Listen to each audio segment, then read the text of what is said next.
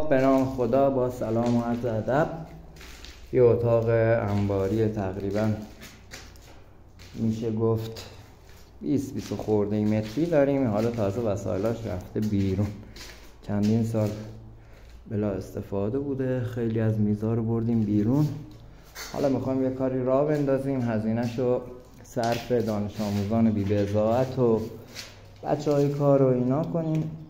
اگر درآمدی داشت، حالا نمیدونم، شما هم زحمت بکشید، پیشنهاد بدید که چه کاری ما انجام بدیم که برای اونا هم بتونیم یه مبلغی هزینه کنیم. یعنی یه مبلغی که نه، هر چی سود داشت ما میخوایم هزینه کنیم برای کاری. میزا و اونا کلا داخل بود آوردیم بیرون، از صبح تا حالا دارم میریزم بیرون.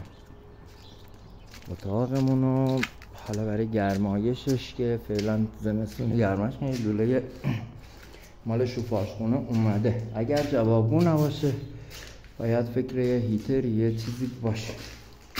من نمیدونم، جای شوفاژخونه بود و از این چیزایی بالا هم باید چک کنیم ببینیم چی کار میتونیم انجام بدیم دیگه. حالا تره تمیزش کنیم ببینیم، اگر نیاز داشت که یه سنتکسی رنگی چیزی بهش بزنیم، اگر هم نیاز نداشت که ببینیم چه فکری میتونیم بکنیم، چه کاری میتونیم انجام بدیم. دانش آموزان دیگه یواش یواش دارن میرن برای صبحانه. من برم صبحانه رو بهشون بدم، چون اینجا سرپرست خوابگاه هستم. صبح تا ظهر که بچه آموزشی هستن منم این کارا رو انجام میدم. اینا میتونیم یه راه درآمدی ایجاد کنیم برای بچه بی سرپرست اینا. حالا از تو خوابگاه اینا بعد فیلم میذارم ببینید. یا حق، خدا نگهدار.